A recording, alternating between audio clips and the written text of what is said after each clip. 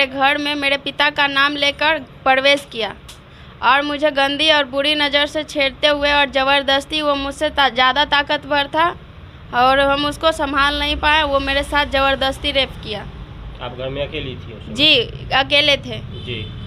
और रेप करने के बाद जब हम ये सब बात किसी को बताना चाहे, लेकिन वो सुजीत मेरा मतलब बोला कि सब किसी को बोली तो तुम्हें मार देंगे, तुम्हारा फैमिली को बचने नहीं देंगे, ऐसा वो धमकी दिया मुझे। इसी के कारण हम किसी को कुछ नहीं बताएं। अच्छा।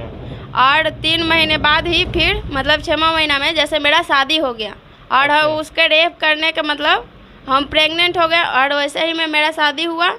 फिर हम ससुराल जब गए तब ससुराल वाले के पास ये सुजीत वहाँ फ़ोन कर कर के और मुझे मतलब कभी घर पे घुस के वहाँ टॉर्चर करना स्टार्ट कर दिया। वहाँ क्या बोलता था वो? यही कि ये अनुराधा मेरी पत्नी है और वो जैसे मेरी उस टाइम तो मेरी बच्ची नहीं थी, जब 2-3 साल की हो गई तो फिर वहाँ जाके बोला कि अनुराधा मेरी पत्नी है और मुस्कान मेरी बेटी है, सो हम उसको ले जाने के लिए आए हैं। तो कोई भी अगर पति ये सब बात सुनेगा तो उस पर डांटेगा दबाड़ेगा तो करवे करेगा ना, मतलब गाली गलौज दोनों में पूरा होने लगा।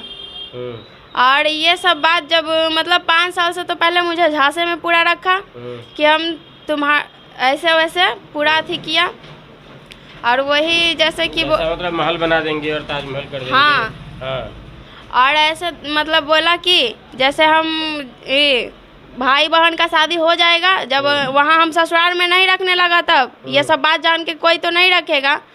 तो ससुराल वाले आपको घर भिजवा दिए, मतलब छोड़ दिया आपको? छोड़ दिया, बोला कि अपने पिता को फ़ोन करो और ले जाने के लिए कहो। तो मेरे पिता ये सब बात जान के नाराज़ हो गए और नहीं लेने के लिए आए। तो मेरे ससुर साहब मेरे घर धरने के लिए आए, हम अपने हस्बैंड के साथ नहीं आए थे। जब भी आना जाना होता था तो मेरे पापा ही जैसे लेके आते थे ससुर जी। और पहुंचा जाने के बाद बोले कि से आपकी बेटी ऐसी है वैसी है, पूरा लालछन अथी लगाने लगे। और सुजीत भी बोला कि ठीक है, जब हम शादी का प्रस्ताव रखे सुजीत का कि हाँ तुम्हारी ये बच्ची है, हम आपके ससुराल छूट गया तो तुमको अब शादी करना है, तुमको शादी करना है। तो उस टाइम तो बोला ठीक है कि अब मेरी बच्ची है ये है और हम रखेंगे, लेकिन बोला क्या भैया बहन का शादी होने दो और रखेंगे। 5 साल इंतजार किया, 2022 में उसका भैया का शादी हुआ। शादी हो जाने के बाद वो क्या बोलता है कि अब जो करना है कर लो, केस करोगी चाहे जो भी करोगी, हम अब केस लड़ लेंगे लेकिन तुमको नहीं रखेंगे। और मुझे मतलब यही धमकी दिया कि तुम्हारे ऐसा ऐसा कितना आया कितना चला गया, और मेरा तो आदत है कि आज पटाना कल लेना परसों छोड़ देना, ऐसा ऐसा वो मेरे साथ किया। अब बताइए एक बच्ची को लेके हम कहाँ जाएं? अगर मेरा माँ बाप कब तक काम देगा? अब कल को मेरा भाई हो जाएगा तो कितना दिन मेरा भाई रखेगा? मेरे भैया जी का भी तो कोई आगे लेकर के आप कहीं प्रशासन के पास कहीं गुहार लगाए या कहीं गए? जैसे हम गुहार तो गांव में मुखिया सरपंच है ना, वहाँ गए, लेकिन मुखिया सरपंच जी बोले कि ठीक है, अगर जैसे पैसा वाला था और हम लोग गरीब थे, वो मतलब पैसा दे दिया मुखिया सरपंच को। अब बोला कि जैसे कि इस केस को दबा के यहीं रखना है, आगे बढ़ने नहीं देना है।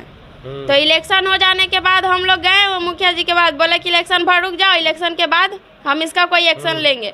रखेगा कैसे नहीं? पहले तो गलती उसका दिया और अब का तो तुम्हारा गलती नहीं है, तुम फ़ोन उठाती थी, तुम अंदर घुसने देती थी, तो लड़की कहाँ से गलत है? कंचन जी हैं हमारे साथ, और कंचन जी ह्यूमन राइट वेलफेयर एसोसिएशन से हैं और नारी के अधिकार के लिए हमेशा रहती हैं। इस पूरे मामले में क्या लग रहा है आपको? शासन कोई कार्रवाई नहीं किया, मुखिया के पास गए वो भी कोई नहीं करे, वो भी झांसा दे रुको ना, पंचायत इलेक्शन खत्म होगा तब कोई एक्शन लेंगे, रखेगा। अभी मुखिया जी कहाँ गए? इलेक्शन खत्म हो गए, वादा किए थे कि हम रखवा देंगे, तो क्यों नहीं रखवा रहे हैं? तो सब बदल गए, सब कोई बदल गए। अब उस टाइम जब बच्ची को भी स्वीकार कर लिया कि हाँ मेरी बच्ची है लेकिन हम नहीं रखेंगे, उस टाइम मुखिया सरपंच को ये एक्शन लेना चाहिए ना कि हाँ है तो फिर ठीक है रखिए, लेकिन वो ये बात नहीं बोले। मुखिया का नंबर है तुम्हारे पास? नहीं मैम। तो बात करेंगे। कुल मिलाकर के ये है कि जब ससुराल से आपको आरोप लगाया गया और ससुराल से आपको निकाला गया, तब भी आपका इज्जत लूटा, मान प्रतिष्ठा लूटा। जब लड़का घर में घुस के इज्जत लूटा तब भी लूटा, और अब समाज में तो लोग गलत नज़र से देखते होंगे आपको। जी, अब सब ताना देते हैं कि देखना फलानवा के बेटिया ऐसे है वैसे है। मेरी बच्ची को सब ताना देते हैं। वो बच्ची, मासूम सी बच्ची कहाँ जाएगी, कहाँ लेके उसको रहेंगे। इसमें गलती तुम्हारा नहीं है, लेकिन समाज ऐसा है कि उसमें लड़का को दोषी कम और लड़की को ही दोषी मानता है कि कुछ ना कुछ तो लड़कियों पहले होता है। सरासरी इंसान लड़की कितना हो सही रहेगी, फिर भी सारा इल्ज़ाम लड़की के ऊपर थोप दिया जाता है। बेटी इतना ही कलंक तो होती है इसीलिए, क्योंकि लेकिन बेटी के बिना कोई संसार नहीं चलता है। तो पति जो थे आपके, जिनसे आपकी शादी हुई थी, उनसे बात होती है? नहीं सर, हम पूरा संबंध उन लोग तोड़ लिया सब आपसे? चीज़ नाता सब चीज़ तोड़ लिए और आपको मजाक बना के मायके में रख दिए? हाँ। तो अनुराधा कभी मतलब भविष्य की चिंता नहीं होती है? कैसे बर्दाश्त करती हो? इतनी कम उम्र में इतना सारा कुछ देख लिया तुमने, समाज और मर्द का आईना। शायद सोचे कि वक्त के साथ सब चीज़ सुधर जाएगा, लेकिन संभलते संभलते इतना टाइम हो गया, लेकिन कोई कार्रवाई, कुछ भी एक्शन लेने को कोई तैयार ही नहीं है। और साल 2 साल इंतज़ार करते करते कि अब ना अब सब चीज़ ठीक हो जाएगा, कब तक। अब बच्ची को पढ़ाने लायक है तो उसको पढ़ाने के बजाय कोर्ट कचहरी का चक्कर लगा रहे हैं।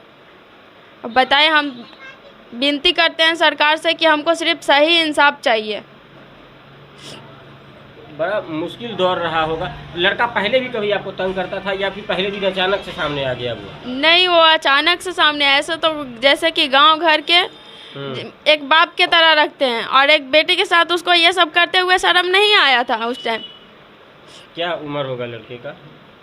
लड़का का उम्र 22 साल, 22-23 साल। अभी कितना होगा? अभी तो 24-25 है उसका। 24-25। आपका एज अभी कितना है?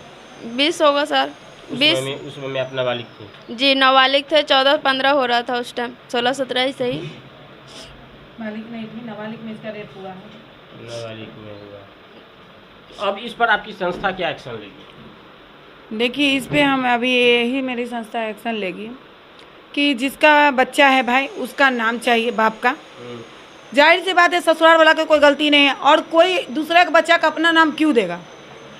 अगर लड़का जैसे ही ससुराल में बस रही थी, तुम जो किया सब किया, गलती, चलो कहानी खत्म। अभी तो ही बस रही थी, वो आदमी तो नहीं जान रहा था कि तुम्हारा बच्चा है। तुम जनाया जाके कि मेरा बच्चा किया, इसको बर्बाद किया, तो तुमको तो रखना पड़ेगा ही बाबू, चाहे जैसे भी रहो। और नहीं तुमको रखोगे तो तुमको तो सजा मिलेगा ही। रेप केस में जाएगा वो जेल।